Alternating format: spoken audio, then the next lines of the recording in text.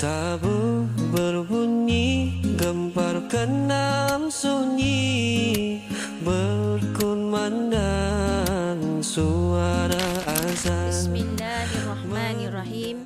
Assalamualaikum warahmatullahi wabarakatuh. Alhamdulillahi rabbil alamin. Wassalatu wassalamu ala ashrafil anbiya'i wal mursalin wa ala alihi wa ashabihi ajma'in. Alhamdulillah, setinggi-tinggi kesyukuran kita panjatkan kehadrat Allah Subhanahu wa taala kerana dengan limpah rahmatnya kita dipertemukan lagi dengan hari yang mulia dalam bulan yang mulia Ramadan Al-Mubarak. Bulan yang penuh dengan keberkatan. Moga mujahadah kita pada bulan ini berterusan kekal bersemangat hingga ke Syawal kelak. Topik perbicaraan kita pada hari ini berkaitan dengan persediaan kita sebagai umat Islam menjelang bulan Syawal. Syawal bukan sekadar hari kemenangan dan kegembiraan, tetapi ia lambang kejayaan kita setelah mujahadah melawan hawa nafsu serta meningkatkan ketakwaan kepada Allah sepanjang sebulan kita berpuasa.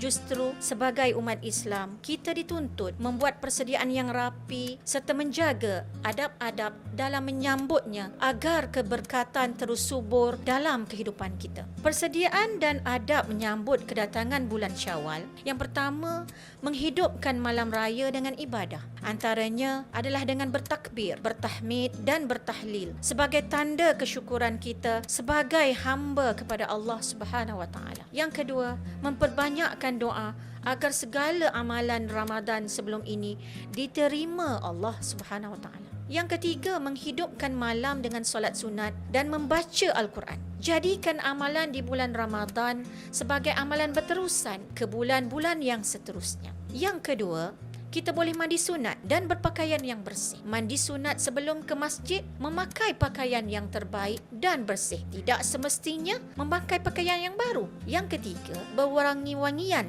bagi lelaki secara sederhana sebagai tanda kesyukuran kita kepada Allah Subhanahu Wa Taala. Dan yang seterusnya, solat sunat Aidilfitri dilaksanakan secara berjemaah di masjid ataupun di surau. Mendengar khutbah dengan penuh khusyuk, bermaaf-maafan dan menghubungkan silaturahim, memohon maaf zahir dan batin, mengunjungi ibu bapa, keluarga dan jiran tetangga, mengambil peluang ini untuk merapatkan ukhuwah sesama umat Islam. Firman Allah Subhanahu wa taala, a'udzubillahi minasyaitonirrajim, innamal mu'minuna ikhwah, yang bermaksud sesungguhnya orang mukmin itu bersaudara. Adab sepanjang bulan Syawal, hendaklah kita teruskan amalan baik yang dipupuk sepanjang bulan Ramadan. Kita disunatkan berpuasa 6 hari di bulan Syawal, menjaga adab ketika berkunjung, sopan, menjaga aurat dan batas-batas pergaulan. Mensyukuri nikmat kemenangan dengan tidak melakukan perkara sia-sia. Sebagai kesimpulannya, Syawal ini bukan sekadar hari kemenangan, tetapi ia tanda kejayaan kita mendidik jiwa sepanjang kita mujahadah berhempas pulas,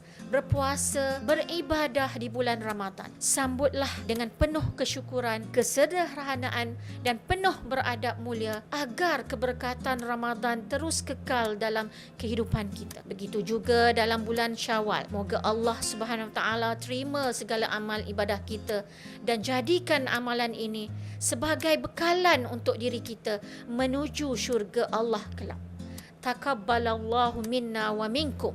Assalamualaikum warahmatullahi wabarakatuh. Tabu berbunyi, gemparkan enam sunyi, berkumandang suara azan, mendayung memecah sepi.